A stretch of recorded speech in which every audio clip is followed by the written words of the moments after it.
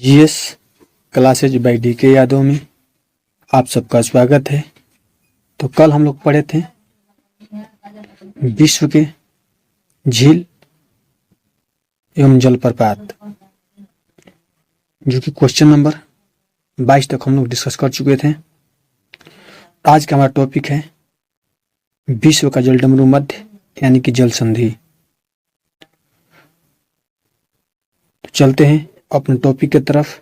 उससे पहले अगर आप हमारे चैनल पर पहली बार आए हैं, आप हमारे चैनल को सब्सक्राइब करें, वीडियो को लाइक करें एंड शेयर करें।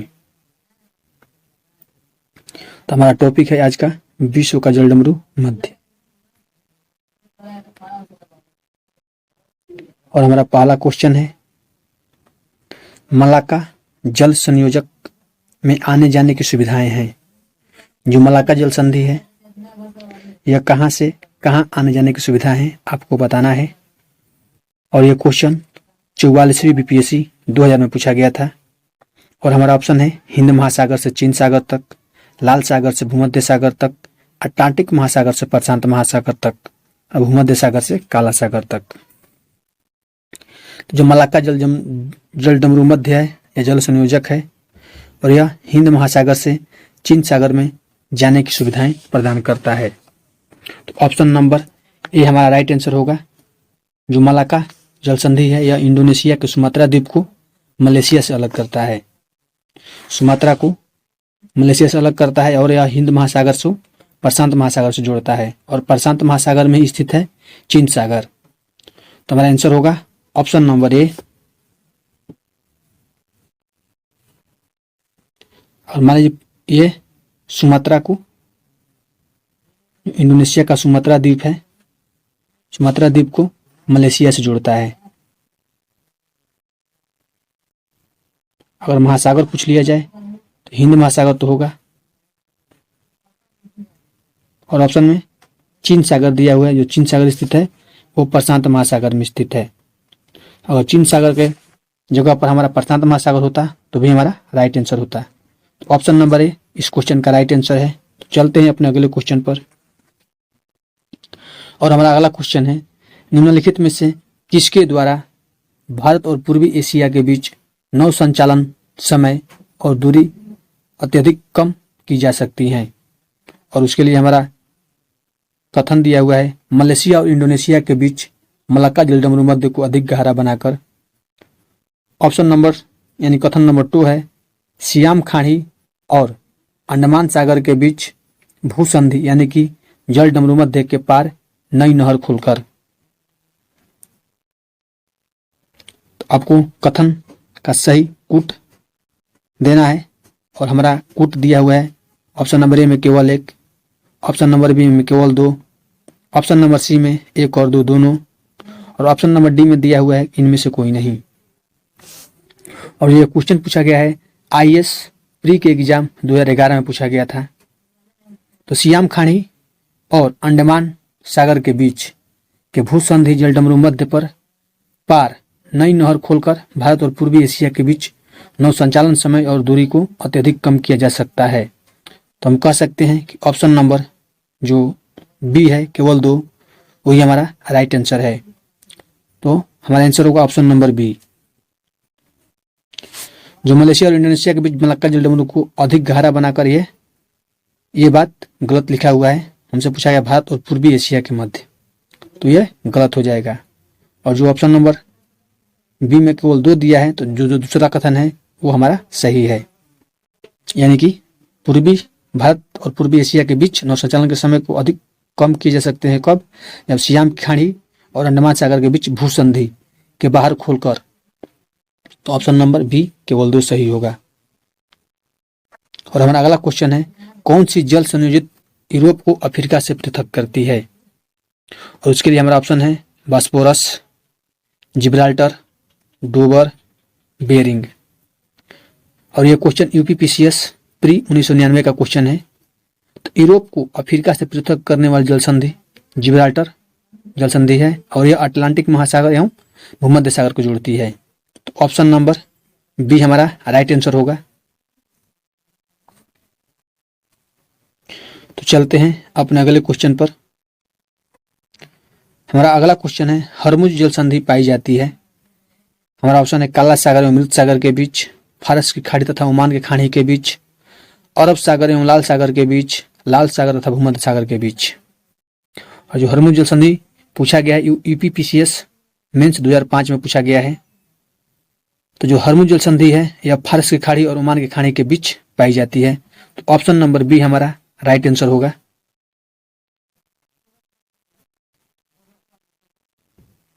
हमारा अगला क्वेश्चन, एशिया और उत्तरी अमेरिका को जो जलडमरू मध्य अलग करता है वह है। एशिया को उत्तरी अमेरिका से कौन सा जलडमरू मध्य अलग करता है आपको बताना है। हमारा ऑप्शन है बेरिंग जलडमरू मध्य, पाक जलडमरू मध्य, जिब्राल्टर जलडमरू मध्य, मलाक्का जलडमरू मध्य। तो एशिया और उत्तरी अमेरिका को, उत्तरी अमेरिका का एक भाग है जो रूस का भाग था, वो था अलास्का। और एशिया और अलास्का को अलग करने वाला जो जलडमरू मध्य है वो है बेरिंग जलडमरू मध्य, यानी कि बेरिंग जल संधि। मान लीजिए ये अलास्का हो गया, ये रूस का भाग, सॉरी यह हो गया रूस, और यह हो गया अलास्का यानी कि उत्तरी अमेरिका का भाग, उत्तरी अमेरिका का भाग हो गया।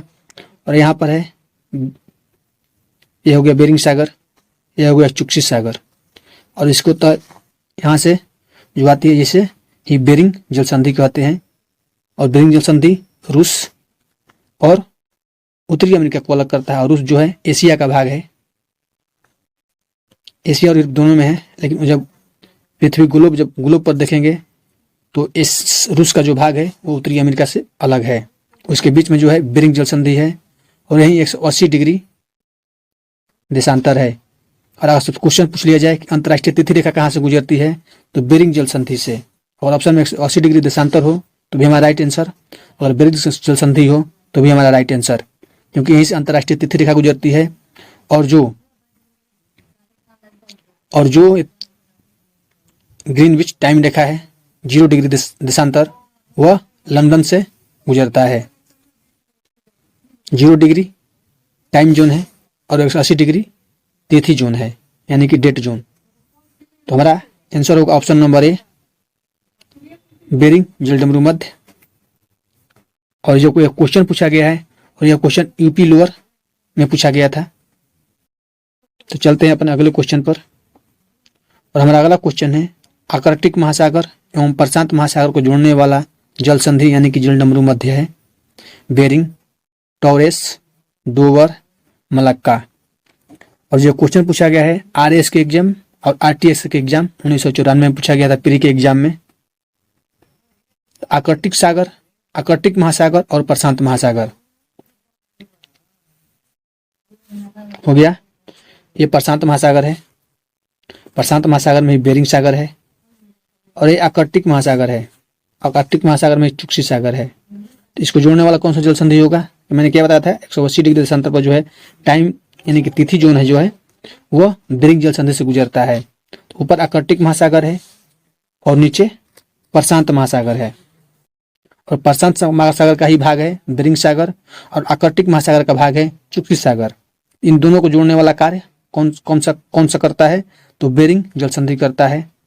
आर्कटिक सागर और प्रशांत महासागर जोड़ने वाला भी काम बेरिंग सागर ही करेगा। तो ऑप्शन नंबर ए इस क्वेश्चन का राइट आंसर होगा। और ये क्वेश्चन आरएस के एग्जाम में पूछा गया है, आरएस और आरटीएक्स एग्जाम में 1994 में। तो चलते हैं अपने अगले क्वेश्चन पर।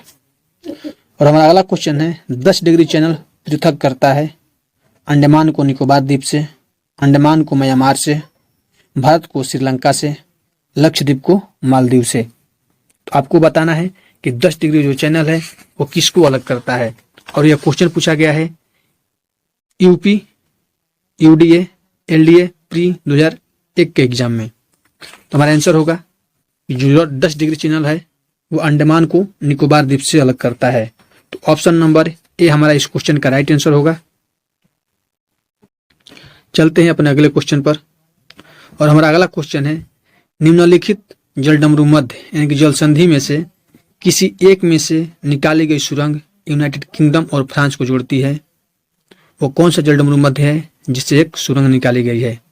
और हमारा ऑप्शन है डेविस जलडमरू मध्य, डेनमार्क जलडमरू मध्य, डोबर जलडमरू मध्य, जिब्राल्टर जलडमरू मध्य यानी कि जल संधि।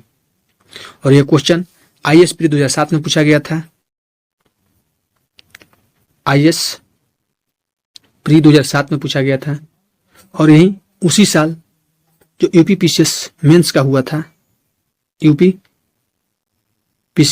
मेंस का जो हुआ था 2007 में, वो भी उसी एग्जाम में भी ये क्वेश्चन रिपीट हुआ था। 2007 में 2 एग्जाम में ये क्वेश्चन पूछा गया है, IAS के एग्जाम में प्री में और UPPCS मेंस के एग्जाम में, दोनों 2007 में ही पूछा गया, एक ही साल में पूछा गया है।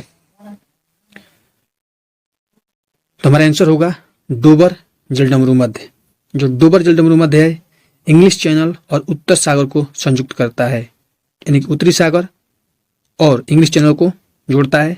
इंग्लिश चैनल के पूर्वी भाग पर अवस्थित डोबर जलडमरू मध्य में इंग्लैंड और फ्रांस को जोड़ने वाली 3 जलीय रेल सुरंगें बनाई गई हैं और ये सुरंगें जो हैं इंग्लैंड के फाल्कस्टोन और फ्रांस के कैलेस को जोड़ती है। जो इंग्लैंड का एक जगह है फाल्कस्टोन और फ्रांस का एक जगह है कलाइस, इन दोनों को जोड़ता है डोबर जलडमरू मध्य। डोबर जलडमरू मध्य से एक सुरंग निकाली गई है। तो ऑप्शन नंबर सी हमारा इस क्वेश्चन का राइट आंसर होगा। और हमारा अगला क्वेश्चन है कि डोबर जल संधि जोड़ती है बाल्टिक सागर एवं बथनिया की खाड़ी को, बिस्के की खाड़ी एवं इंग्लिश चैनल को, इंग्लिश चैनल और उत्तरी सागर को, सेल्टिक सागर और आयरिश सागर को। तो पिछले क्वेश्चन में ही डिस्कस कर चुके हैं कि डोबर जल संधि किसको जोड़ती है, तो इंग्लैंड और फ्रांस के। तो इंग्लैंड और फ्रांस में जलडमरू मध्य है, तो हमारे ऑप्शन में इंग्लैंड और फ्रांस नहीं दिया गया है, यहाँ पर सागर का नाम दिया गया है। तो सागर का नाम कहने मैंने क्या बताया था, इंग्लिश चैनल और उत्तरी सागर। तो ऑप्शन नंबर सी इस क्वेश्चन का राइट आंसर होगा। और यह क्वेश्चन जो पूछा गया है, ये क्वेश्चन पूछा गया है UPPCS मेंस 2010 में।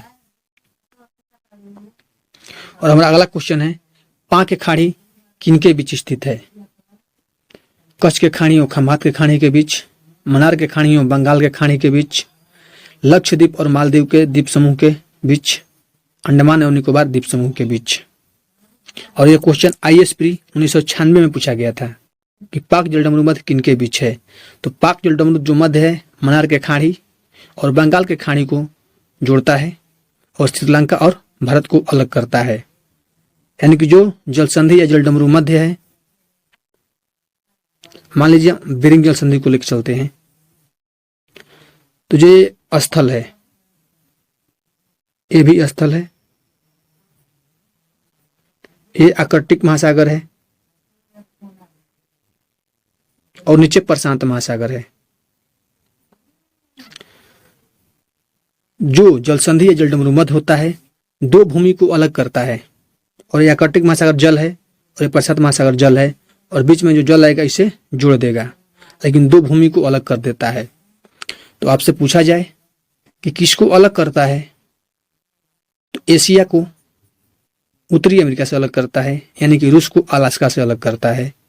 किसको जोड़ता है, तो आर्कटिक सागर एवं प्रशांत महासागर को जोड़ता है। अगर ऑप्शन में ये नाम मिले तो चुक्सी सागर और बेरिंग सागर को जोड़ता है, बेरिंग जलडमरू मध्य। तो कोई भी संधि हो, कोई भी जलडमरू मध्य हो या कोई भी जल संधि हो, वो दो भूमि को अलग करता है और दो जलाशय को जोड़ता है। तो पाक जलडमरू जो मध्य है यह मन्नार के खाड़ी एवं बंगाल के खाड़ी के मध्य स्थित है। ये मन्नार के खाड़ी और बंगाल के खाड़ी को जोड़ता है और भारत और श्रीलंका को अलग करता है। तो चलते हैं अपने अगले क्वेश्चन पर, और हमारा अगला क्वेश्चन है फारस की खाड़ी सीमा नहीं बनाती है। तो आपको बताना है कि फारस की जो खाड़ी है किसके साथ सीमा नहीं बनाती है, और यह क्वेश्चन UPPCS मेंस 2007 में पूछा गया था।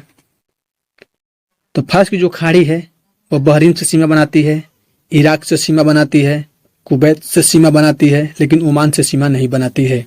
तो ऑप्शन नंबर डी हमारा इस क्वेश्चन का राइट आंसर होगा। अगर वीडियो आपको पसंद आ रही हो तो हमारे वीडियो को लाइक करें और अपने सभी दोस्तों के पास शेयर करें। और हमारा अगला क्वेश्चन है निम्नलिखित में से कौन सा युग सही सुमेलित है। आपको बताना है इनमें से कौन सा सही सुमेलित है। बोथनिया की खाड़ी फ्रांस दिया हुआ है, बेफिन की खाड़ी अर्जेंटीना दिया हुआ है, कार्पेट्रिया की खाड़ी कनाडा दिया हुआ है, और टोकिन की खाड़ी वियतनाम दिया गया है। और ये भी क्वेश्चन जो है यूपीपीसीएस 2003 में पूछा गया था। तो बोथनिया की जो खाड़ी है स्वीडन और फिनलैंड के मध्य अवस्थित है। ऑप्शन में बोथनिया की खाड़ी के सामने फ्रांस दिया हुआ है, जो कि यह गलत है, यह सही सुमेलित नहीं है। ये कहाँ स्थित है? तो स्वीडन और फिनलैंड के मध्य स्थित है। बेफिन की खाड़ी, बेफिन की जो खाड़ी है कनाडा और ग्रीनलैंड के मध्य स्थित है। यहाँ पर अर्जेंटीना दिया हुआ है। बेफिन की खाड़ी कहाँ स्थित है? तो कनाडा और ग्रीनलैंड। हाँ, तो यहाँ क्वेश्चन आया कि ग्रीनलैंड किसका भाग है, उत्तरी अमेरिका का या यूरोप का? तो ग्रीनलैंड जो भाग है उत्तरी अमेरिका के पास स्थित है, लेकिन यह भाग है यूरोप का। यूरोप में किसका? तो डेनमार्क का। और कार्पेटिया की खाड़ी, जो कार्पेटिया की खाड़ी है इसके सामने कनाडा दिया हुआ है। तो कार्पेटिया की खाड़ी जो है ऑस्ट्रेलिया में है। तो कार्पेटिया की खाड़ी कहाँ है? ऑस्ट्रेलिया में। यानी कि ऑप्शन नंबर सी भी गलत है। तो हमसे पूछा गया है, सही पूछा गया है, तो सही जब 3 गलत हैं तो चौथा सही हो जाएगा। तो हमारा ऑप्शन नंबर डी, जो टोकिन की खाड़ी है वियतनाम, वियतनाम में स्थित है, तो ऑप्शन नंबर डी हमारा राइट आंसर होगा। और वियतनाम की जगह पर चीन भी होता तो भी हमारा राइट आंसर होता, क्योंकि टोकिन की खाड़ी जो है वियतनाम और चीन के मध्य अवस्थित है। तो ऑप्शन नंबर डी इस क्वेश्चन का सही आंसर है। और कार्पेटिया की खाड़ी कहाँ? ऑस्ट्रेलिया में है। बेफिन की खाड़ी कनाडा और ग्रीनलैंड के मध्य है। बोथनिया की खाड़ी स्वीडन और फिनलैंड के मध्य स्थित है। तो इस तरह हमारा आंसर ऑप्शन नंबर डी हुआ। तो चलते हैं अपने अगले क्वेश्चन पर। एक ही क्वेश्चन से देखिए कितना क्वेश्चन बन जाता है, बस क्वेश्चन बनाने का अकल चाहिए। हिंद महासागर और लाल सागर को कौन सी जल संधि जोड़ती है? हिंद महासागर और लाल सागर को कौन सी जल संधि जोड़ती है आपको बताना है। और उसके लिए हमारा ऑप्शन है बाब अल मंदेब, हरमुज, बोस्पोरस, मलक्का। ये सभी जल संधि है, आपको बताना है कौन सा जोड़ता है। और जो क्वेश्चन है ये 53वां और 55वां बीपीएससी 2011 में पूछा गया है। 53वां और 55वां बीपीएससी 2011 में पूछा गया है। तो हिंद महासागर और लाल सागर किसको जोड़ती है? तो हिंद महासागर और लाल सागर को बाब अल मंदेब जल संधि जोड़ती है। तो ऑप्शन नंबर ए हमारा राइट आंसर होगा। अब देखिए हम चारों ऑप्शन को यहाँ पर डिस्कस करेंगे। तो जो हरमुज जल संधि है यह किसको जोड़ती है? तो फारस की खाड़ी और ओमान की खाड़ी। जो हरमुज जल संधि है यह फारस की खाड़ी और ओमान के खाड़ी। एक क्वेश्चन ये हो गया। और जो बोस्पोरस जल संधि है यह काला सागर और मरमरा सागर, काला सागर और मरमरा सागर, यानी ये दूसरा क्वेश्चन हो गया है। और मलक्का जो है, मलक्का जल संधि अंडमान सागर और दक्षिणी चीन सागर को जोड़ता है। अंडमान और दक्षिणी चीन सागर, यानी कि क्वेश्चन नंबर 3 हो गया है। और चौथा क्वेश्चन तो एग्जाम में पूछा गया है कि हिंद महासागर और लाल सागर को कौन सी जल संधि जोड़ती है? तो बाब अल मंदेब। यानी कि एक ही क्वेश्चन से हम 4 क्वेश्चन डिस्कस कर लिए। चलते हैं अपने अगले क्वेश्चन पर। और हमारा अगला क्वेश्चन है लोमबोक जल डमरू मध्य किन 2 द्वीपों के मध्य स्थित है? तो जो लोमबोक जल डमरू मध्य है यह किन द्वीपों के बीच स्थित है? और यह क्वेश्चन जो पूछा गया है आरओ और एआरओ के एग्जाम 2017 में पूछा गया है। तो बोमलेक जो लोमबोक जल डमरू मध्य है किन द्वीपों के मध्य स्थित है? हमारा ऑप्शन है बाली और लोमबोक, लोमबोक और संबावा, संबावा और जावा, जावा एवं बाली। तो आपको बताना है किसके मध्य स्थित है लोमबोक। तो लोमबोक जल डमरू मध्य जो है इंडोनेशिया में स्थित है बाली, और लोमबोक द्वीप के मध्य स्थित है। और यह जल डमरू मध्य जावा सागर को हिंद महासागर से जोड़ता है। तो हमारा आंसर होगा ऑप्शन नंबर ए। लोमबोक जो बाली है इंडोनेशिया का एक द्वीप है, और लोमबोक जो है लोमबोक के नाम से ही जल डमरू मध्य है, तो इन दोनों को जोड़ेगा। और मान लीजिए यहाँ पर सागर का नाम आ जाए तो जावा सागर, और हिंद महासागर को जोड़ता है। तो हमारा right answer option number A होगा। तो यहाँ तक हम लोग डिस्कस कर चुके हैं। इसके बाद ये अंतिम क्वेश्चन लग रहा है। तो जो डेल्टामुरुस मध्य से जो क्वेश्चन पूछा गया है, तो हमारा आज का क्वेश्चन समाप्त हो चुका है। और इसके बाद हम जो पढ़ेंगे वो विश्व की नहर पढ़ेंगे, विश्व के नहर।